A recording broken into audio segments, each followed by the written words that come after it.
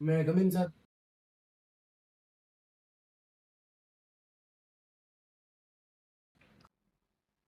હા આવો.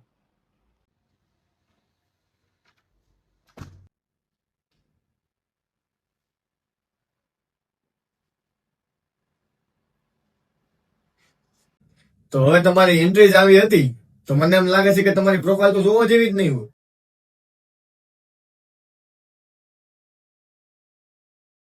મેં કે તમને કીધું કે તમે મારી પ્રોફાઇલ જોવો. તો તમે મને એમ કહો કે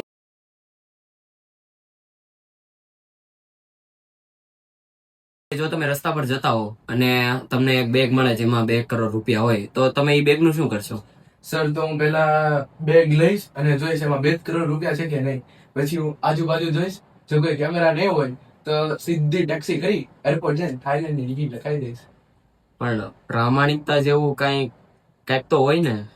સર પ્રામાણિકતામાં તો એવું છે કે જો હું પોલીસ છે, કમિશનર કે જેને હું આપી દઉં 2 કરોડ રૂપિયા, તે અડધા કમિશનર લઈ લે ને અડધા એડવોકેટ લઈ લે, તો એમાં મારા જેવા ગરીબનું શું?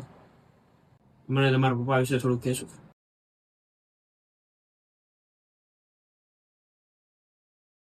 સર મારા બાપા બહુ ચીનોર છે. રાતે 12 વાગે 12 માંથી ઘરે આવે. તે ઝેન્ઝી નથી પણ તેના લખન સાવ ઝેન્ઝી જેવા છે. બાપા એને બી શું રાખ્યા? પાણીપતનું ત્રીજું યુદ્ધ શું કામ થયું? સર ઇતિહાસકાર ગમે કે તમારે બધું માનવાનું નહીં. મારા મત મુજબ એમ હતું કે અફઘાનિસ્તાન વાળાને અફઘાન જલેબી ગીત વગાડો હતો અને મરાઠી લોકોને મલ્હારી ગીત વગાડો હતો. આવી ટૂંકી વાતો પર તલવાર ઉપડી ગઈ, યુદ્ધ થઈ ગયું. તમને ઇંગ્લિશમાં કઈ આવડે છે કે? હા સર, મેં જર્મનીમાંથી ઇંગ્લિશ મીડિયમના કોર્સિસ કરેલા છે. તો મને કઈક બોલીને સંભળાવો તો. The person you are trying to reach is unavailable. You can wait or call again later. તો તમે મને એમ કહો કે તમે ચૂંટણી જીતવા માટે જનતાને કયા કયા વચન આપી શકો? હું જનતાને ખાતરી આપીશ કે ગુજરાતીઓનો એક પણ ઘર જલેબી ફાફડા વગરનું તો રહેશે જ નહીં. અને જો વાત આવી ચટણીની, તો એ તો આપણે ઘરે ઘરે પાઇપલાઇન નખાઈ દેશું. મને ન્યૂટનનો પહેલો નિયમ સમજાવો. સર ન્યૂટનમાં પહેલા નિયમમાં એમ છે, જ્યારે એક માણસ રવિવારે સોફા પર શાંતિથી નવરો સૂતો હોય તે ત્યાં સુધી ઊભો ન થાય જ્યાં સુધી તેના મમ્મી ચપ્પલ કે વેલર લઈને તેના ગાલ ઉપર બાહ્ય બળ ના લગાવે. વાત તો સાચી. તો તમે મને સ્ત્રી સશક્તિકરણ વિશે કઈ કહેશો? સર સ્ત્રી અત્યારે એટલી સશક્ત છે ને જેની વિશે આપણે વિચારવાની જરૂર નથી.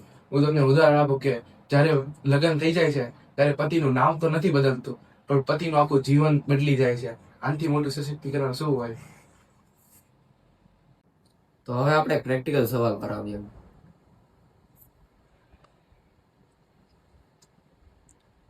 તો જો તમારી પાસે 500 રૂપિયા હોય અને તમે સમજી લો કે 200 રૂપિયાના તમે લાઇટ વાળા બૂટ લીધા, પછી 100 રૂપિયાનું તમે ઓલું ચોકલેટો લીધી ચોકલેટો, અને પછી 200 રૂપિયાનું તમે ઓલું ફુગા કરવા વાળું લીધું. હા, તો હવે તમારી પાસે કેટલા રૂપિયા વધ્યા? 100 રૂપિયા. 100 રૂપિયા ક્યાંથી વધ્યા? મેં 100 રૂપિયા સંતાડી નાખ્યા હતા, તમે લઈ જાઓ ને એટલે. સ્પીડ ઓફ લાઇટ વિશે તમારું શું માનવું છે? સર સ્પીડ ઓફ લાઇટ વિશે મારું એ માનવું છે, સર મિલિયન થઈ ગયા નહીં. એટલે સર સ્પીડ ઓફ લાઇટ કરતા પણ વધુ પાસે એક વસ્તુ છે, પત્નીના સવાલ. હજી તમે ઓફિસ થી ઘરમાં પગ પણ ના મૂક્યો હોય ને ત્યાં તમારી પાસે આવી જાય, શાક લેવા, ફલાણું લેવા, ઢીકણું લેવા, મેં તમને કીધું તે લેવા. આ સવાલની હજી આજ તક કોઈ ગતિ નથી માપી શક્યું. તો ડોનાલ્ડ ટ્રમ્પ દરબાર શું?